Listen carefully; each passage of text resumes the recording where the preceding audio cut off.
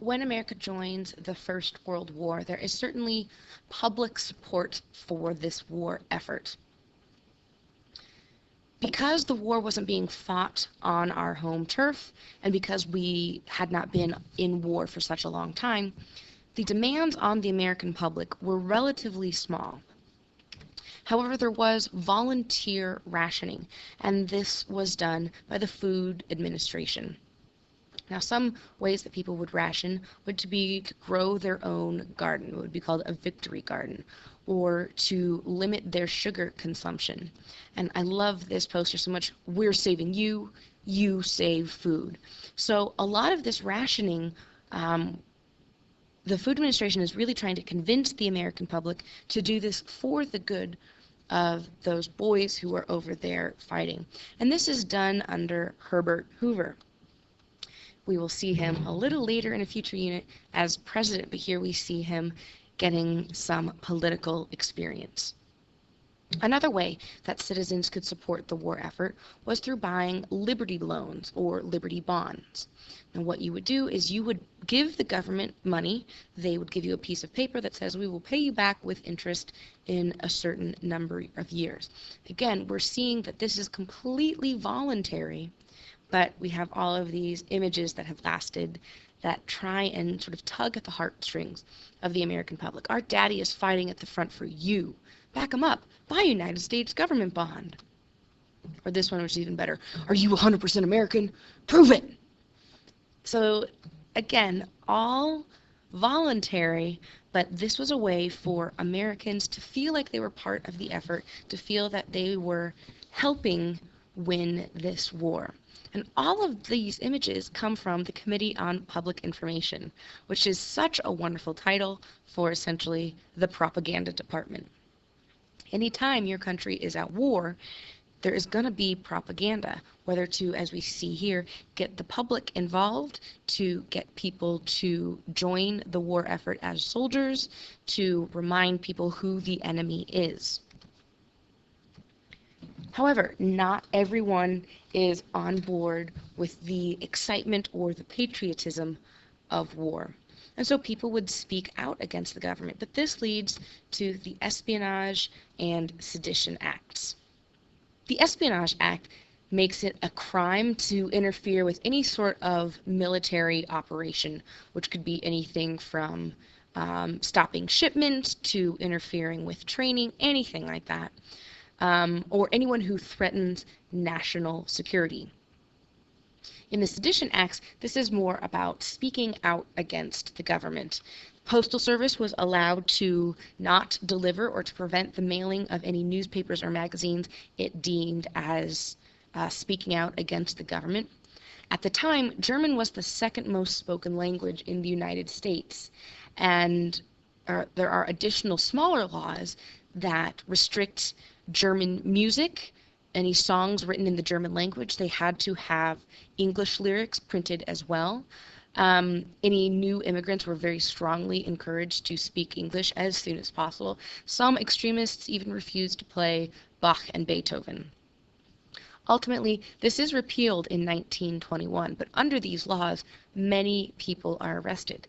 And sort of similarly to the Alien and Sedition Acts we had in 1798, we can look at this and say, gosh, this doesn't seem constitutional. But the government is able to say in a time of war, our job is to protect the American citizen, so we will do what is necessary to do that. Now, America had already been trading, particularly with Britain, but when the U-boats start becoming active with their unrestricted submarine warfare, convoys become necessary in order to protect the goods and the people who are traveling. A convoy is a group of ships that travels together. In this case, it is mostly going to be trade or passenger ships who are accompanied by destroyers or other military vessels. Once America officially joins the war effort, this becomes even more necessary. Another thing that happens in 1917, besides just us declaring war and preparing for war, is we need soldiers. This brings us to the Selective Service Act. Another name for this could be a draft or conscription. We had the Conscription Act in 1863, but as soon as America joins, this Service Act is created. And that's probably because Americans knew what this war was like. They had already seen the impact of it or heard the impact of this war, even though they hadn't been involved. So here we see the head of the Selective Service Department pulling a name out of a bowl in order to choose the first draftee. 72% of the entire United States Army was drafted. So that really shows us how few people volunteered. They are completely relying on the young men who are being drafted. However, there are some people that do not want to join the war effort. So they are called conscientious objectors. Some don't join for religious reasons.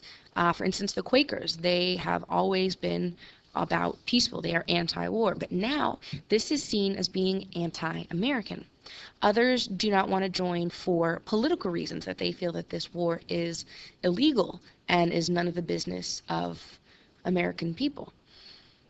In general, conscientious objectors are looked down upon. I love this. Oh, you naughty, unkind German. Really, if you don't detest, I'll forget I've got a conscience and I'll smack you on the wrists. Anyone who is a conscientious objector is seen as weak, as seen as unpatriotic. But people who stick to their beliefs would often be put in prison in these sort of conscientious objector camps. So even though there is a draft, these men refuse to serve. Now, one interesting element is with African Americans. There were more African Americans who volunteered to fight, but ultimately, the War Department starts turning them away after just a few weeks because, quote, all of the quotas had been filled, so they had enough black soldiers. Now, they feel that they'd had enough, but then with the Selective Service Act, local draft boards would often take special actions to make sure that their black community members were chosen to be drafted. They would often do that after the Selective Service card had been filled out, the corner would be torn off of any card who belonged to an African American. So anyone who was picking out these cards could then feel. So it just doesn't make sense. And this is part of the problem of our history, that we have this past of discrimination. A great example of that is Charles Young. He was born to slave parents, but he was admitted into West Point, so very clearly an intelligent man. He fought in the Philippines against the Filipino resistance. So he is a high-ranking African American in the U.S. Army. But he is not deployed to Europe. And this is completely unconscionable. This is why was he prevented from doing his job? So we see, even though slavery was over, the social impact of discrimination will continue.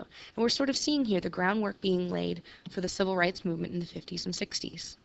Regardless of being a volunteer or being drafted, these soldiers needed to feel that the American public was behind them and that there was a sense of national pride in their efforts.